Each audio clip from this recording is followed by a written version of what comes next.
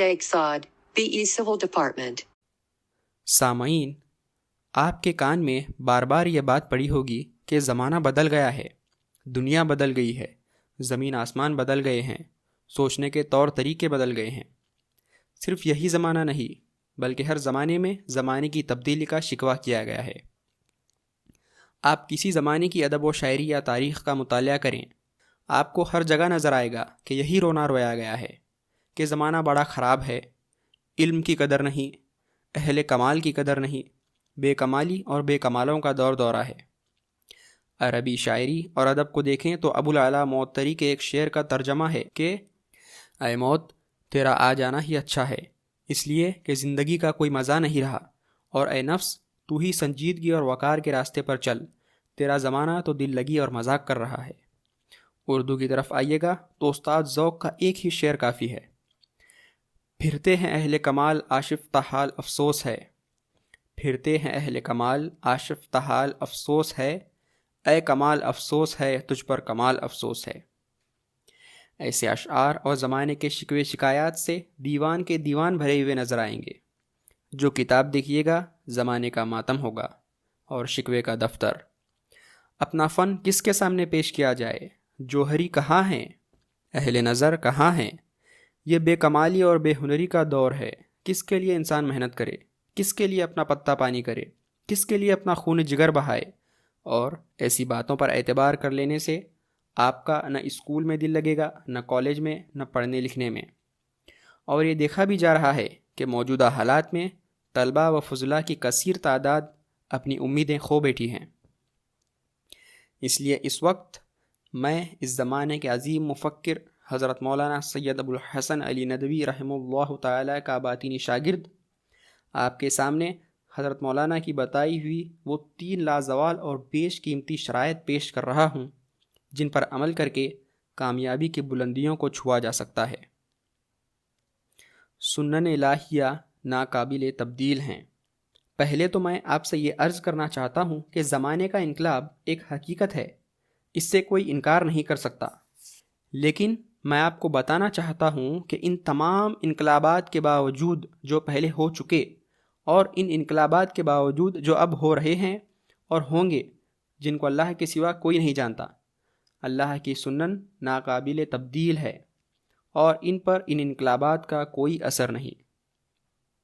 اللہ تعالیٰ نے اپنی قدرت کاملہ اور علم کامل کی بنا پر اس کائنات اور فطرت انسانی کے متعلق جو آئین و قوانین بنا دیے ہیں اور جو اصول طے کر دیے ہیں، ان میں قیامت تک کوئی تبدیلی نہیں ہوگی۔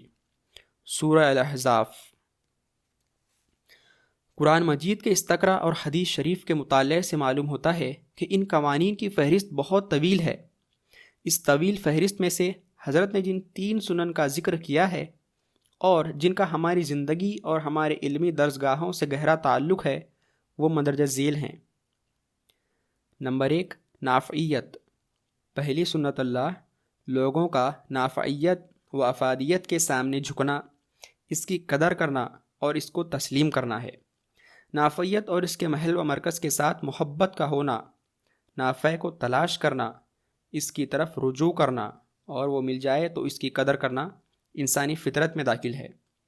نافعیت کی بقا اور اس کی زندگی اور سرسبزی کی اللہ تعالیٰ نے ضمانت لی ہے، اور جو اس سے خالی ہے اس کے لیے یہ ضمانت نہیں۔ سورہ رعد میں صاف فرمایا گیا ہے، سو جھاگ تو سوکھ کر زائل ہو جاتا ہے، اور پانی جو لوگوں کو فائدہ پہنچاتا ہے وہ زمین میں ٹھہرا رہتا ہے۔ اسی طرح خدا صحیح اور غلط کی مثالیں بیان فرماتا ہے تاکہ تم سمجھو۔ اللہ تعالیٰ کا یہ قانون ہزاروں لاکھوں برس سے چل رہا ہے اور 1000 تبدیلیوں کے باوجود چلتا رہے گا۔ نافعیت کے لیے پھلنا پھولنا اور اپنی قیمت اور اہمیت کو تسلیم کرا لینا مقدر ہو چکا ہے۔ نافع بن جانا 1000 مخالفتوں سے حفاظت کا ذریعہ ہے۔ اس کے لیے پروپیگنڈا اور پبلسٹی کی ضرورت نہیں۔ نافع کے اندر محبوبیت کی صفت ہے، اس میں رنگ و مذہب اور قوم و وطن کی بھی تفریق نہیں۔ نافع اگر پہاڑ کی چوٹی پر بھی جا کر بیٹھ جائے گا تو دنیا اس کو تلاش کرنے کے لیے وہاں پہنچے گی اور اس کو ہاتھوں ہاتھ سر پر بٹھا کر بلکہ آنکھوں میں جگہ دے کر لائے گی۔ یہ اللہ کی سنت ہے جو ہزاروں لاکھوں برس سے چلی آ رہی ہے۔ حضرت فرماتے ہیں کہ آپ اپنے اندر نافیت پیدا کرنے کی کوشش کیجئے، آپ سے زندگی کی شب تاریک میں راہ رواں کو روشنی ملتی ہو، آپ کی مدد سے علمی مسئلے حل ہوتے ہوں، آپ کے پاس جا کر آدمی کچھ لے آتا ہو۔ اس کے بعد اگر آپ اپنے اور لوگوں کے درمیان دیواریں کھڑی کر دیجئے، اپنے مکان کا دروازہ بند کر کے بیٹھ جائیے، لوگوں کو اگر یہ معلوم ہوگا کہ یہاں ایک نافع رہتا ہے، اس سے فلاں قسم کا فائدہ اٹھایا جا سکتا ہے، تو لوگ دیواریں پھاند کر اور دروازہ توڑ کر آپ کے پاس پہنچ جائیں گے۔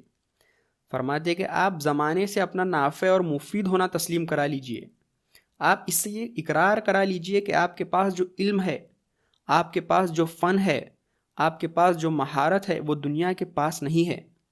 دنیا کا قاعدہ یہی ہے کہ جو سودا جس دکان پر ملتا ہے، آدمی اس کی خریداری کے لیے وہیں جاتا ہے۔